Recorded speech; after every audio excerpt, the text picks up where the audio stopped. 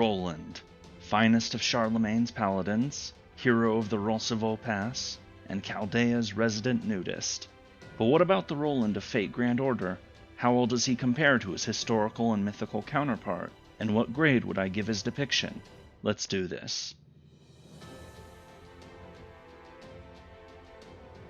Roland is a saber-class servant, which, like Siegfried, is a really easy one since Roland is closely identified with a specific sword, Durandal.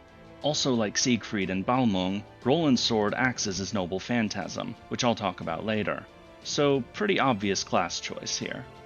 Getting into his character design, Roland looks a bit silly, his outfit being similar to clothing from the Renaissance in the 16th century. It is anachronistic since Roland was around during the time of Charlemagne, but it isn't completely crazy.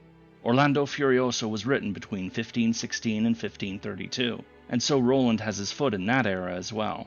This only becomes more apparent once you start moving up his ascension forms, where he gets those oversized pants. Oh, and he also loses his shirt, or part of it. Since even from the very beginning when you first summon him, Roland can't help but mention how much he likes getting naked. I'll be saying more about that interest of his later. He has a whole Bond CE dedicated to it. By the time you get to his third ascension, Roland goes all in on the Renaissance look, with all those different colors mixed into his outfit. At the very least, there is still some armor mixed in, though I still question how practical this outfit is. But, as I'll be mentioning soon, Roland can actually get away with dressing like this. He's exceptionally hard to kill. I guess, since Roland's most famous legends are separated by 400 years, the artist had to choose to either make Roland look medieval or Renaissance. And since we have plenty of servants in plate armor, they decided to give Roland this look that, while silly, is also pretty uncommon among FGO servants, with Da Vinci probably being the only other character who dresses like this. I'll go ahead and say this design is alright, even if I personally think Roland looks quite comical. Moving into his skill set, Roland's first skill is Diamond Body, giving invincibility for a turn, increased defense for a turn, as well as an MP charge. In the legends, Roland is known for being insanely hard to kill, with that best seen in the Song of Roland. I'll be going into detail about that story later on in this video. How many times have I said that already? But the gist is that Roland comes up against an overwhelming enemy force, and yet try as they might, they can't kill him.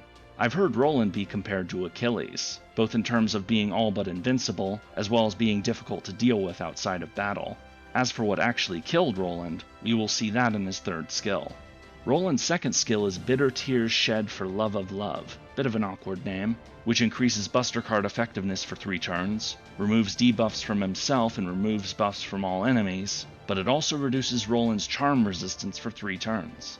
This is a version of Madness Enhancement specific to Roland, about how he fell for the Princess Angelica in the poem Orlando Furioso.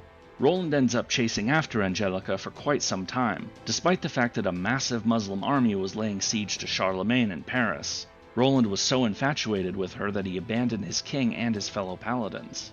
Naturally, that's why this skill ends up reducing his charm resistance. This is one of his few weaknesses.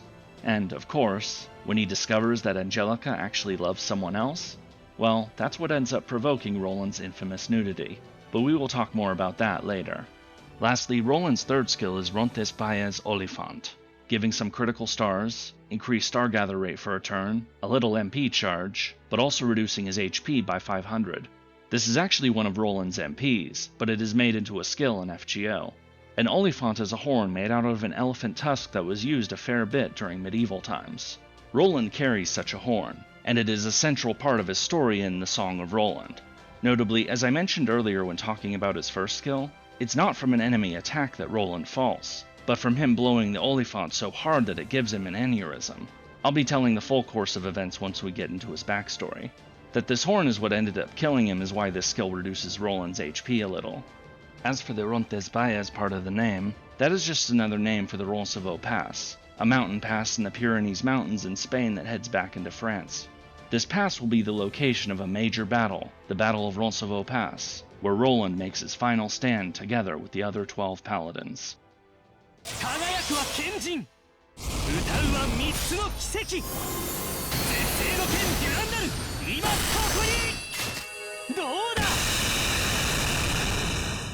Roland's noble Phantasm is Durandal, whereupon he leaps up into the air, charges up a big blade of light, and then cuts down into his foe. This MP does heavy damage to a single enemy, while also giving Roland several buffs before he strikes. Ignore invincibility for a turn, increased attack for 3 turns, and increased critical strength for 3 turns, those latter 2 effects increasing with overcharge. Durandal is Roland's sword, though its exact origins vary. In the Song of Roland, it is a sword given to Charlemagne by an angel, who, upon being instructed to give it to his greatest knight, then passes it on to Roland. But in Orlando Furioso, the sword is given to Roland by an enchanter, with him being told that the sword once belonged to Hector, of Trojan War fame. In fact, it's what Hector's MP is, though in spear form. It also features in Mandricardo's MP, since, during Roland's naked rampage, Mandricardo found Durandal and took it for himself. Mandricardo doesn't possess the real Durandal, but his MP allows him to turn his weapon into something like Durandal, since he did wield it for a time. Regardless of its origin, Durandal is said to be a pretty impressive weapon, blessed by saints, completely indestructible, and so helping Roland be such a dangerous combatant. At the Battle of Roncesvalles Pass, Roland actually tries to destroy the sword to keep it from being taken from his corpse, but he fails. After this, some stories say that he ended up throwing it over 260 kilometers, where it sticks into the side of a cliff, where it is still located today. Roland's craft essence is Bearing It All, depicting Roland looking out in a grassy field, showing his bare legs. If the image didn't already give it away, then the CE's text most certainly does. This is about Roland's tendency to get naked and how much he likes doing it. Now this will become clearer once I get into his backstory, but Roland's nudist tendencies are greatly exaggerated in FGO. I know it's done for comedy, but people who only know the character from Fate might think it's a central part of his character, and so may seriously underestimate just how dangerous Roland is. His nudity is a notable part of Orlando Furioso, where Roland goes on a naked rampage when he finds out that his love interest Angelica is interested in someone else. It is a moment of temporary insanity, not something that Roland does or thinks about doing on a regular basis. Still, because of how crazy it is, I can't really blame people, including the FGO devs, for fixating on the fact that Roland, at one point, ran around in the nude, and using it for all the comedy value that they can. Roland's Valentines CE is What a Knight Ought to Be, depicting Roland doing something very lewd with the protagonist's hand. It reminds me of Charlemagne's own Valentines CE. Sorry, I know that's a dumb joke. Anyway, so what's this about? Well, based upon what we see in the CE's text, this is Roland showing his knightly side, pledging his loyalty and devotion to the protagonist. And then, of course, he snaps back to his usual silly self. He's actually not really sure what else he can offer, since the Valentine chocolate kinda catches him off guard. Still, it is a nice way to express the other side of Roland, the noble and fiercely loyal knight who served Charlemagne, and who now fights for Chaldea and humanity as a whole. It's also a hint to the fact that during the Middle Ages, Roland was an extremely popular character who was held up as an example of a good knight, one that others would try to emulate. Now for characterization, starting with a look into the legends surrounding Roland. Much like with Lancelot, there is a lot to say about this guy, to the point that it's really hard to condense it all. So first, the history. As it happens, there actually was a Roland in real history, though we only know 2 things about him. The first is that he served Charlemagne as a lord of the Breton Marches, or the borderlands between the Frankish Empire and the Breton kingdoms. The second is that Roland died in the Battle of Roncesvalles Pass in the year 778. This battle was an ambush staged by the Basques, an ancient people living in an area split between the modern states of France and Spain.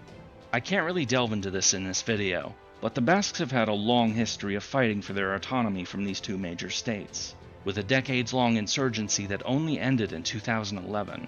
There have been many attempts by both France and Spain to squash Basque language and identity, and, as it happens, the story of Roland actually plays a part in that, by changing the antagonists in the Song of Roland from the Basques to the Muslims.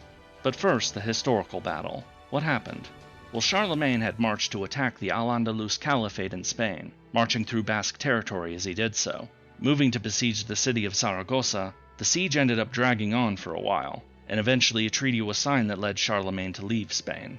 As he was heading back home into France, Charlemagne moved through Basque country again, destroying fortifications, the city of Pamplona, several towns, and just generally being a jerk to the locals.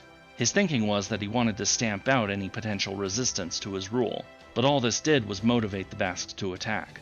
As Charlemagne's army marched through the Roncesvalles Pass through the Pyrenees Mountains, a Basque force ambushed his rearguard, taking advantage of their knowledge of the local terrain to wipe it out, loot the baggage, and then flee before the rest of Charlemagne's army could reinforce.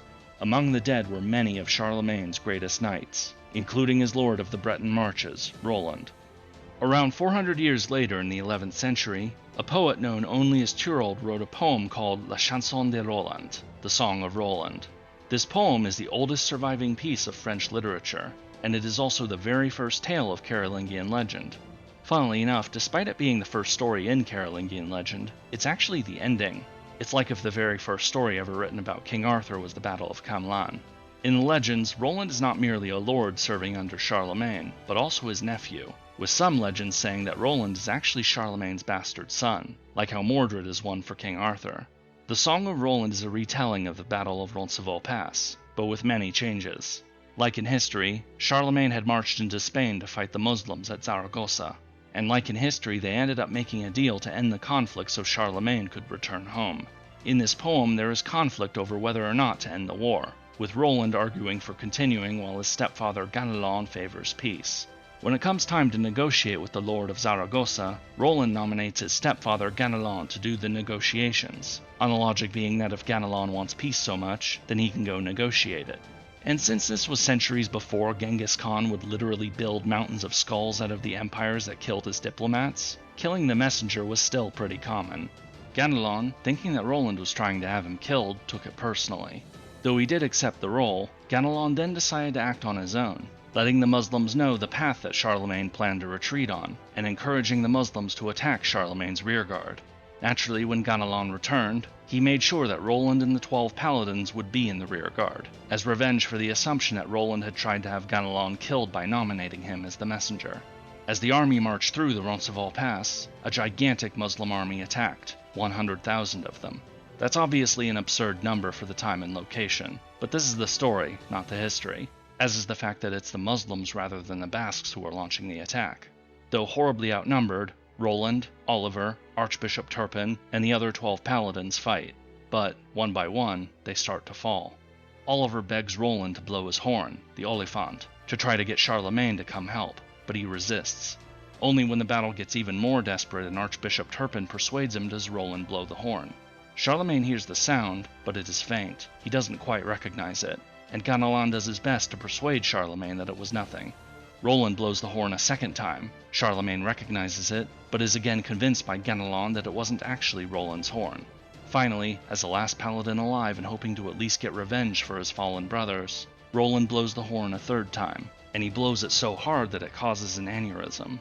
With no more doubt in his mind that it is Roland's horn, Charlemagne rushes back to reinforce his rearguard. He manages to crush the Muslim army, but it is too late for his paladins. Roland, Oliver, Archbishop Turpin, all of them have fallen. Though this story was written centuries before their characters were created, since this battle was said to have been the end of the 12 paladins, you can probably include Astolfo among the dead too. I'm not sure about Bradamante. After the battle and Charlemagne's return to France, Ganelon is put on trial for treason. Ganelon argues the case that Roland had tried to have him killed, and so his plotting with the Muslims to attack Roland in the rearguard was an act of personal revenge, not treason. This argument persuades some, but another, Thierry, brings up that since Roland was serving Charlemagne, then this was treason against the king. Ultimately, the matter is settled by a trial by combat, with Thierry slaying Ganelon's champion, Pinabel. After this, Ganelon and 30 of his family members are executed, with Ganelon getting pulled apart by 4 horses, a method of execution that, 700 years after the Song of Roland was written, the 18-year-old Charles-Henri Sanson would help conduct against the man who tried to kill King Louis XV, Robert-François Damiens. It's why Sanson's later ascensions have those 4 horses on his shoulders. So, 2 things about the Song of Roland. First is that, if you haven't picked up on it already, a noble, somewhat prickly knight related to the ruler of a kingdom, who fights a valiant last stand while blowing his horn in a desperate attempt to call for reinforcements that sadly arrive too late, Roland is indeed a major inspiration for the character of Boromir from The Lord of the Rings. The second thing is that J.R.R. Tolkien wasn't the only one who was inspired by the Song of Roland. As I said before, this was the first story of Carolingian legend, and so everything that followed it, you could say that it was people reading the Song of Roland and thinking, that's awesome, I want to hear more about these guys, and so write more stories about them. That's basically how we got Carolingian legend, and all those other works get into the adventures of Roland, Oliver, Archbishop Turpin, and later editions like Astolfo and Bradamante, to tell the stories of their adventures before their final stand at the Roncesvalles Pass. Now I'm already 1300 words into Roland's backstory section, which already puts this at the upper limit of how long I like to keep these. But I felt it was important to go into detail about the Song of Roland. It's a very notable story, forming the basis for Roland's character. But even with all of that said, we still have to talk about the other two major stories, Orlando Innamorato and Orlando Furioso, or Orlando in Love and the Fury of Orlando, respectively. Orlando is the Italian version of the name Roland. For the sake of consistency, I'm going to keep calling him Roland since that's his character name in FGO. Published between 1483 and 1495, Orlando Innamorato, written by Matteo Maria Boiardo, tells the story of Roland, the Princess Angelica, Rinaldo, and the comedic love triangle? Okay, that's not quite right. The short version is that Angelica drinks from a fountain that makes her fall in love with the first person she sees, Rinaldo. But Rinaldo drinks from a fountain that makes him bitterly hate the first person he sees, Angelica. Roland, meanwhile, is smitten with Angelica, and so follows her as she chases after Rinaldo, who in turn is trying to stay away from Angelica. Eventually, the two drink from the opposite fountains that they did originally, and so more shenanigans follow. Seriously, this sounds like a silly rom-com plot. However, it is at this point that Orlando Innamorato ends, because the author was afflicted by a mild case of death. A shame. About 20 years later, another writer named Ludovico Ariosto decides to continue the story, creating the monster epic of a poem, Orlando Furioso. This poem is around 650 pages long. There is no way I'm going to summarize it all here. But to be honest, despite the title, Roland is only one part of that story, with other parts focusing on Astolfo, Bradamante, Mandricardo, and many more. To try to keep this short, Roland is still chasing after Angelica, deeply infatuated with her. But when Angelica falls for a Muslim warrior named Medoro, Roland goes completely insane. He tosses away his sword Durandal, his armor, goes completely naked, and starts rampaging through the countryside, randomly attacking whoever he comes across. In order to bring Roland back to normal, it is up to his fellow paladin Astolfo to recover his lost sanity, eventually leading to a journey to the moon. But for now, I'm going to stop right there. I'll pick up the story of Astolfo trying to retrieve Roland's lost sanity in my future video on Astolfo. It is his main story after all.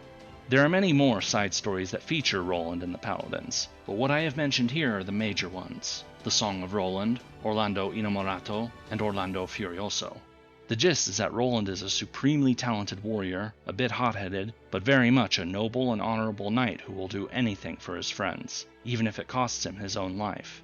But if you were to look at his depiction in FGO, you probably would think that the bit in Orlando Furioso where Roland loses his mind and gets naked is at the core of his character. But as I've already hinted at during his craft essence and now made clear by delving into his legends, it is just one small part of his story. We first meet Roland in Astolfo's interlude, where he and the protagonist race shift to France to try to find Roland, only to find that Roland has gone on another naked rampage, and you have to deal with the fallout, all the traumatized guards and civilians who crossed paths with him. Eventually, you run into an echo of Roland. He confesses to MASH, gets rejected, goes nuts and attacks, is defeated, and then that's it. It's a silly little adventure inspired by the Roland from Orlando Furioso. At the end of the interlude, Astolfo hopes that he can fight together again with Charlie and Roland someday. Now that interlude came out in the first interlude campaign for FGO, or 2019 for us NA players, which means we had to wait 5 years before Roland finally showed up again in FGO. But when that moment came in the Trom Singularity, well, he certainly made an impression, first leading his troops to a quick victory, and then weirding out all of his troops by expressing how much he likes going nude. Roland is, of course, a servant of the righteous realm, serving under Charlemagne alongside Astolfo, just as they did in life. Though, as we know, it's not actually Charlemagne, but Don Quixote pretending to be Charlemagne. Roland and Astolfo were perfectly fine with carrying on with this charade, especially since it helps cover up the fact that the righteous realm is the weakest of the three. This charade eventually breaks down, though, as Johanna receives a revelation that it's not actually Charlemagne leading the righteous realm, leading to Constantinos XI deciding to attack. Throughout these early and mid parts of the Trom Singularity, Roland is a reliable, albeit a silly ally. Between being a capable warrior who is able to fight well in the field, he also regularly expresses his desire to be nude, his enjoyment of said nudity, and other such shenanigans. He does recognize Seton even when he is disguised, but chooses not to reveal that just yet. Though he is a formidable warrior, his presence on the front line in itself is not decisive. He isn't powerful enough to break through the walls of Constantinos XI's MP, though Charlemagne himself ends up taking care of that. But then we get to the final act of the Trom Singularity, when the combined Righteous and Reinstatement Realm army decides to charge for the Revenge Realm's capital, hoping to put an end to Kriemhild. Roland is put in the vanguard together with Charlie and Bradamante, acting as the tip of the spear for this do-or-die offensive against all the odds. Up until this point, Roland has been depicted as a competent warrior with a weird obsession for getting naked. But upon reaching the gates of the Revenge Realm's capital and realizing just how much power will be needed to overcome it, Roland decides to step in. He uses every bit of his strength, his near invincibility, his life, and even the memory that he was ever in the Trom Singularity in order to break open the gate. It is an act of self-sacrifice and honor that, for those thinking of him as just a silly nudist, might be rather surprising. But this is why I made a point of telling the story of the Song of Roland in detail, because this kind of selfless honor is actually very much in keeping with Roland's character. This is very much something the Roland of legend would do, to help his friends even at the cost of his own life. He may have been something close to a joke character before this point, but it is his final moments in the Trom Singularity that reveal Roland for the hero that he truly is. And now for the verdict. What grade would I give Roland's depiction in Fate Grand Order? Well, his character design and skill set are good. Silly and over the top, but good. His skills very solidly connect with his legends both in the Song of Roland and Orlando Furioso.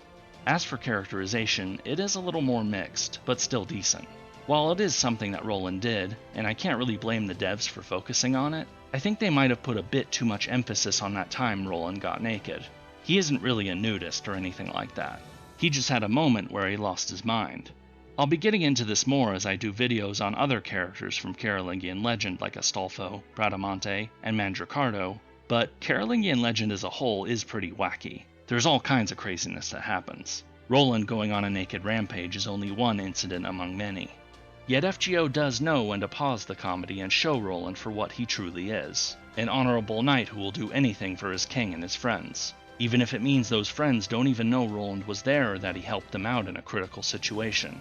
His self-sacrifice in Trom saves his characterization from just being a big joke, and giving us a glimpse into what people in medieval times saw Roland as, a hero worthy of emulation. Had we not gotten a scene like that, I probably would be much harsher towards FGO's portrayal of Roland by putting way too much emphasis on one crazy moment in his legend, rather than looking at his character as a whole. And so for a final grade, I'm going to give Roland, the greatest of Charlemagne's Paladins, a B-. If you would like to learn more about another king's finest knight, check out my video on Lancelot here. Until next time.